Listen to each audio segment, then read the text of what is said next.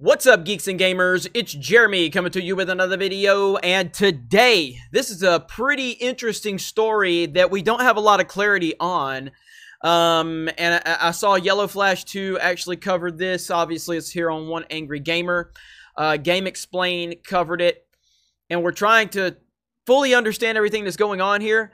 But ultimately, Chris Nuosi, I believe that's how you say his name, has been removed from Fire Emblem. And there was a lot of complaints about Chris Nuosi, and it did kind of follow into the typical SJW kind of outrage logic where they kind of wait until, you know, a movie or a game or something is about to release where it's at the height of its marketing, and then they make a big fuss about something that they're offended over because they want someone removed, yada, yada, yada. Ultimately, this person, Chris, was removed as the voice actor from the game. And I'm still trying to figure out what happened. So, Nintendo typically doesn't get into the SJW stuff. They typically don't bother with it. They typically are above it. The only instance that I can remember was the Mr. Game & Watch, which is mentioned right here, where they actually did respond to the racism claims, which is the stupidest thing I've ever heard. But for the most part, they do kind of stay out of this stuff, and they don't respond to SJW outrage culture. Now it seems like they might have, but there's also a little more to this story. So apparently, it says, Go Nintendo is reporting that Nintendo has confirmed Nuosi's removal with a statement that reads, after assessing the situation, we decided to re-record the character's voiceover in Fire Emblem, Three Houses, and Fire Emblem Heroes with another actor. The new voiceovers will be included in a future patch. Now, I don't expect Nintendo to give anything else other than that. But there was a lot of SJW complaints. This news comes right after Reset Era kicked up a storm and began spreading the news across social media that Chris Nuosi was abusive and was engaged in misconduct. Instead of defending himself, Nuosi posted an apology on Twitter.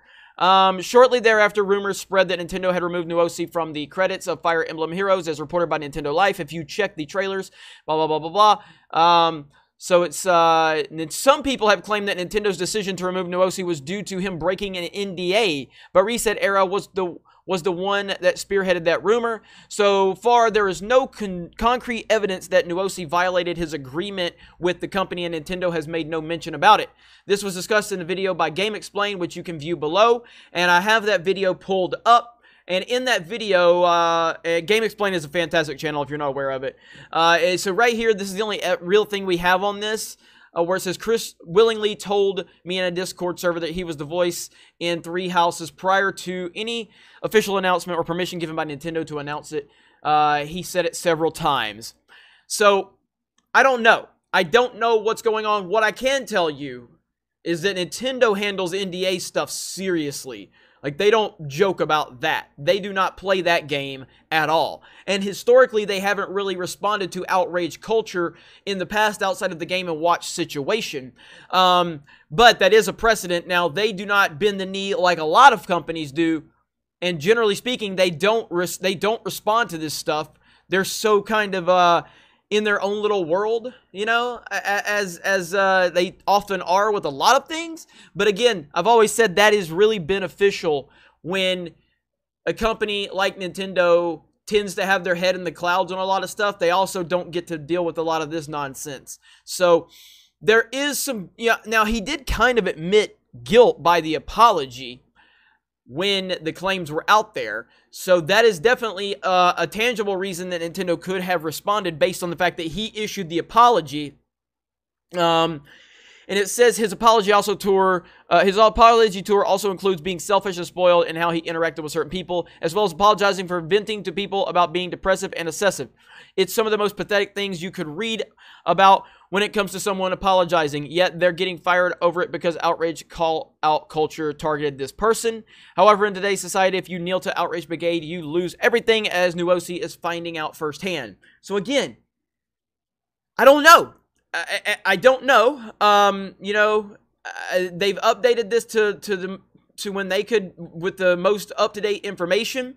So I've done some searches on Twitter, and it just seems like it just seems like there's not any tangible evidence to prove that he broke an NDA.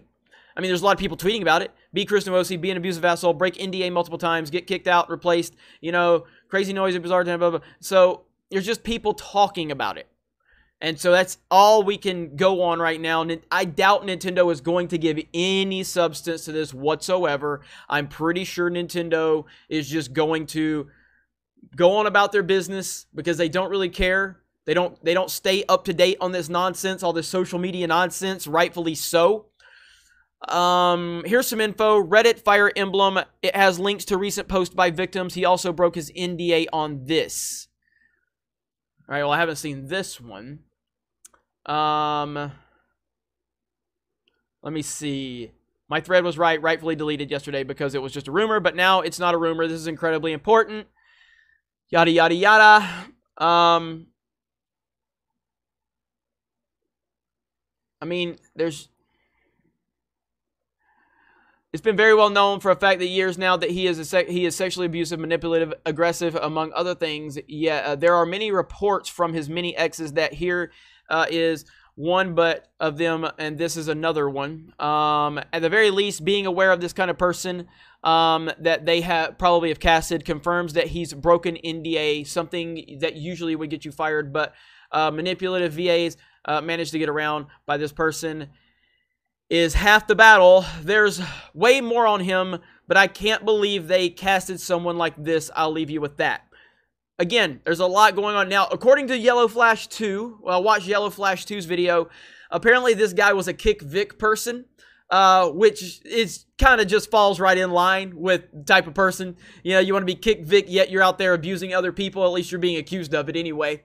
And that kind of just falls right into the classic male feminist nonsense. But I want to be clear. While there's a lot of rumors going around, there's a lot of things being said, the only thing we know is that Nintendo has let this person go. But they've given no specific reasons why at the time of this video.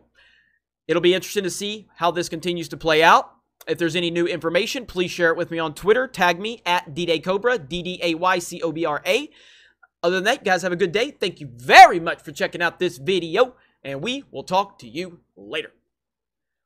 Hey everyone, it's Jeremy from geeksandgamers.com, and if you're a fan of Geeks and Gamers, please go to our website, visit our merchandise store. We have t-shirts, hoodies, hats, beanies, tank tops, and in the very near future, we're going to have many more products for you to choose from. So thank you for the support. We appreciate it. You guys have a great day, and we will talk to you later.